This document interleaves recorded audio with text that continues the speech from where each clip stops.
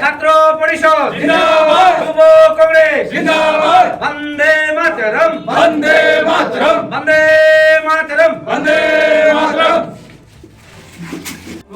হ্যাঁ, এখন হয়তো তোমরা নতুন অনেকজন এসছো, অনেকজন হয়তো ভাবছো যে ছাত্র পরিষদ কি, অনেকজন হয়তো ক্লিয়ার না ব্যাপারগুলো। ছাত্র পরিষদ একটা এমন সংগঠন, একটা কংগ্রেসের ছাত্র সংগঠন। এই সংগঠনের কাজ কি? আমাদের এলাকাগুলোতে আমাদের মূলত কাজ হচ্ছে শিক্ষা, যে পড়াশোনার যে ব্যবস্থা সেটা ঠিকঠাক হচ্ছে কিনা এগুলো কিন্তু দেখা, এবং ছাত্রদের পাশে দাঁড়ানো। এবার কোনো ছাত্র কলেজে ভর্তি হবে, ফর্ম ফিল আপ করতে পারছে না অথবা ভর্তি হতে পারছে না, কোনো সমস্যা, এই সমস্ত বিষয় দেখার দায়িত্ব কিন্তু আমাদের। এবারে হেমতাবাদ ব্লক, ওটা বিধানসভা, একটা অনেক বড় বিধানসভা, এটা একদম আমাদের জন্য লজ্জা যে উত্তর দিনাজপুরে প্রায় সবগুলো জায়গাতে কলেজ হয়ে গেছে, হেমতাবাদে কিন্তু হয়নি। হেমতাবাদে শিক্ষা প্রতিবন্ধী হয়েছে, তাও কলেজ হয়নি। আমাদের এখানকার ভাই বোনদের যেতে হচ্ছে কোথায়? রায়গঞ্জ, কালিয়াগঞ্জ, হেমতাবাদে কলেজ নেই। হেমতাবাদে যেন কলেজ হয়, এটা আমাদের একটা জোরদার আমাদের দাবি উঠাতে হবে। এবার ভোটটাতে তার আগে একটা আন্দোলন আমরা করবো এই বিষয়ে।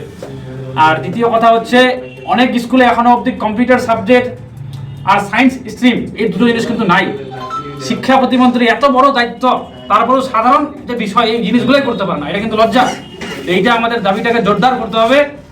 এখন তোমাদের সবারই শিক্ষার বয়স, কারো যে কোনো সমস্যা যা হবে তোমরা নয়নকে বলবা, শাহিনকে বলবা, কল্যাণকে বলবা, আমাদেরকে বলবা, আমরা দেখবো তোমাদের যে কোনো ধরনের সমস্যা। কেউ স্কুল কলেজে পড়ছো অথবা থানা, পুলিশ, বিডিও অফিস, যেমনই সমস্যা আমাদেরকে বলবো, আমরা দেখবো।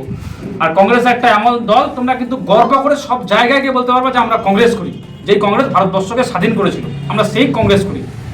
যার নেতৃত্ব দিয়েছিল নেতাজি সুভাষচন্দ্র বসু থেকে শুরু করে মহাত্মা গান্ধী, ইন্দিরা গান্ধী, রাজীব গান্ধী, এই দল কংগ্রেস। এখন আমাদের নেতা রাহুল গান্ধী কিন্তু দেশের জন্য মোদির বিরুদ্ধে চোখে চোখ রাখে লড়াই করছে। তা আমরা এমন একটা দলের সাথে যুক্ত আছি, আমাদের জন্য এটা গর্বের বিষয়। আর হেমতাবাদে আমাদের দল কিন্তু অনেক এখন স্ট্রং হয়েছে। আমরা আশাবাদী এবার বিধানসভা ভোটে আমরা জিতবো, এই আশাতেই আমরা এগোচ্ছি। তোমাদের সবার সহযোগিতা আমাদের কাম্য, কারণ দল কিন্তু একা হয় না, সবাইকে নিয়ে দল হয়। জয় হিন্দ, বন্দে মাতরম।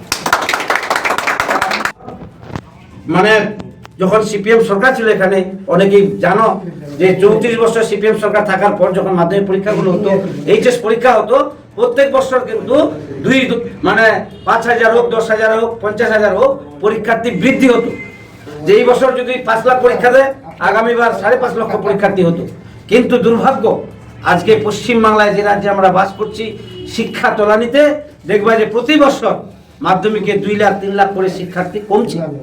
শিক্ষার দিশা কোন দিকে যাচ্ছে? শিক্ষা না থাকলে, একটা কথা বলি, জাতির মেরুদণ্ড শিক্ষা হচ্ছে জাতির মেরুদণ্ড। শিক্ষা না থাকলে আমাদেরকে ভুল পথে পরিচালিত করবে। আজকে শিক্ষা নেই, যার জন্য আজকে আমাদের যুব সমাজ, শিক্ষিত বেকার যুবকরা আজকে নেশায় আসক্ত হয়ে যাচ্ছে, নিজের ব্যথা যন্ত্রণা ভুলে থাকার জন্য। আজকে দেখবেন সন্ধ্যা হলে আমাদের ভাই, কাকা, স্নেহের দাদা টাদা সবাইকে দেখবেন, অনেকেই আজকে নিজের যন্ত্রণাকে, জীবন যন্ত্রণা অতিষ্ঠ হয়ে আজকে নেশায় আসক্ত হয়ে নিজেকে ভুলে থাকার জন্যই করছে।